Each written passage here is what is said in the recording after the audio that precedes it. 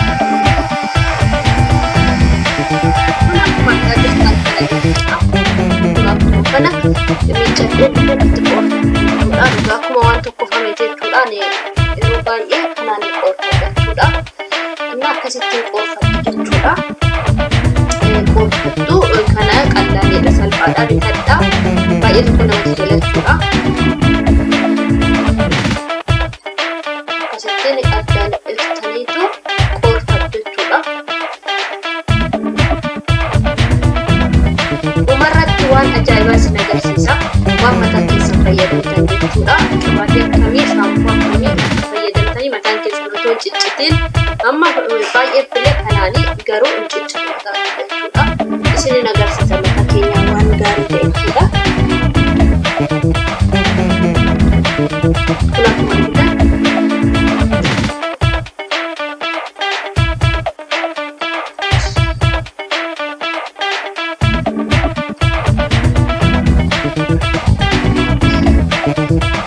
argitan bishaanidha karaa kanaanii.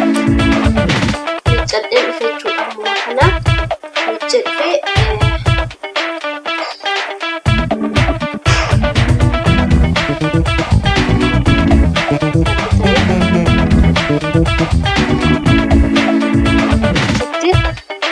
eenyu gosochuudha.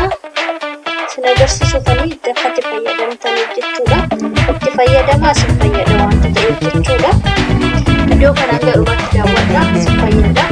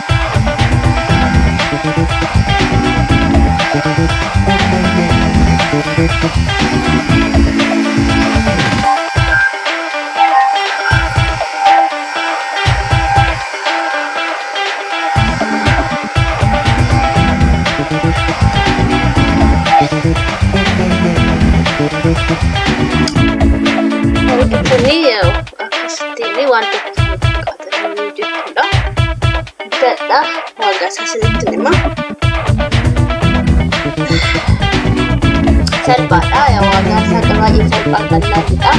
Garuu sirriitti akka waan tokko fayyadee ta'achuudha. Mataa yeroo miiccattan yoo qoorfachuu baattan mataa isin dhukkubsa, mataa nama dhukkubsa. Garuu yoo qoorsitanii mataa nama dhukkubsachuudha. Waan hin qoorsinetti mataa nama dhukkubsachuudha. Bishaanii jechuudha mataa keessatti akka taanaan jechuudha.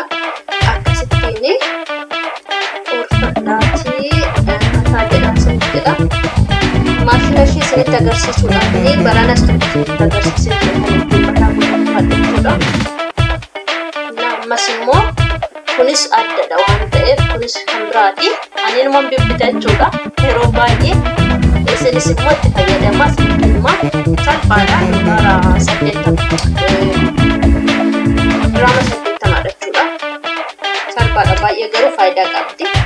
Mataa keenya minxirri gootee hin baafti jechuudha. Hin baafti jechuudha. Deeggartoota keessatti furuufurii yoo jiraatellee keessaa baasuuf qabsiifachuu dhabe. Asirratti qaba. Akkasii fayyadamaa bitadhaa fi warra bitanii salphaatti jechuudha. Mallaan ishillee xiqqoodha. Naatti fayyadamaa isin jechuu barbaada. Baay'ee tokko dhugaa mirtii wayti. Kan hin barana isinitti agarsiisu tokko jira kan ittiin tokkofatanii akkuma kanaa ta'e akkuma kanaa ittiin filaan tokkostu jechuudha. Garuu ishiin fixinatti qabdamma tokko kunis illee maan jettu garuu ani baay'ee tokko na fayyadeera kuni amma iddoo baay'ee na faan ture jechuudha.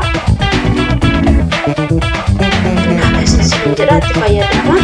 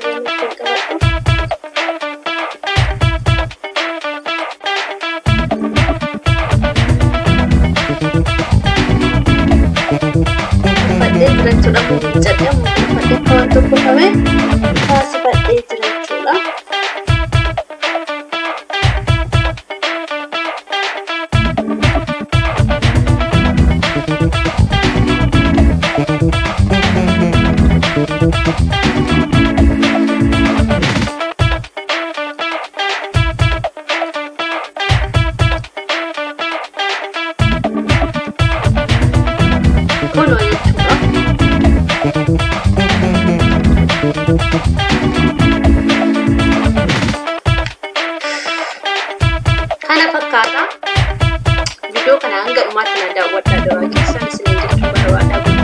galatoomaa waan lafaan argitaniif. Kun immoo jechuudha diraamaa 8 jechuudha. Bitadhaa dhugaa baay'ee tokko reefuudha. Golloon baay'ee ture malee waggaa shawoo ture lafaan jechuudha. Baay'ee ture malee baay'ee tokko mataa akka waan tokko famee wayii tokko sasseetuudha. Akkasuma keessattuu mataallee namarraa akka filaamu jechuudha. Waan keessatti wal xaxee jiraatee hin babbaasachuudha kuni. Sirriitti hin ta'a. Ilaala sirtumaan filtuu jechuudha hin qoorsa. Kun ammoo kana miiccatee mukana akkas bareechadhee jira jechuudha. Innaa akkasii bakkaadha. Turtiin keessa waan lafaa ture guddaadha galatoomaa.